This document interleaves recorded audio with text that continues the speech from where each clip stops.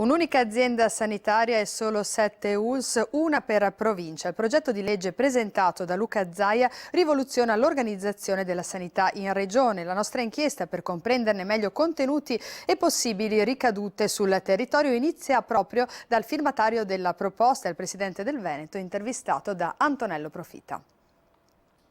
Sanità del Veneto, un modello a livello nazionale già da tanti anni, perché allora la necessità di cambiare.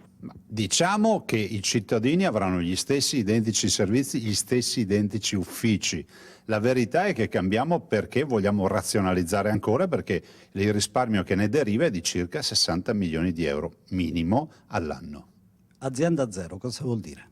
Vuol dire che non avremo più 22 uffici stampa, 22 uffici legali, 22 uffici tecnici, non avremo più magari 300 dipendenti che si occupano dell'informatica, ma si fa, come nelle buone famiglie, uno per tutti. Il direttore generale delle ULSS si occuperà della cura dei cittadini, dell'efficienza delle cure, dell'organizzazione delle cure sui territori, ma costruire ospedali piuttosto che occuparsi di pratiche legali o quant'altro, che so, gli acquisti generali, li farà l'azienda zero. A questo punto dunque chi oppone resistenza lo fa per motivi di campanile? Decisamente sì, non si possono invocare le lotte e gli sprechi, poi quando vai a tagliare gli sprechi qualcuno dice di no. Mi permette di dire un'ultima cosa, che questa non è una sorpresa, perché io ne ho parlato e l'ho scritto nel mio programma di governo, per cui tutti quelli che si dichiarano sorpresi imparino a leggere.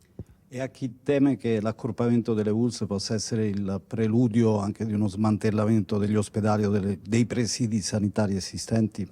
Guardi, è falso, perché non c'entra nulla, e l'abbiamo dimostrato ad esempio su Chioggia, dove lì abbiamo un direttore unico che fa Chioggia e Venezia. Andate a chiedere a Chioggia se si è chiuso qualcosa o se ci sono meno servizi.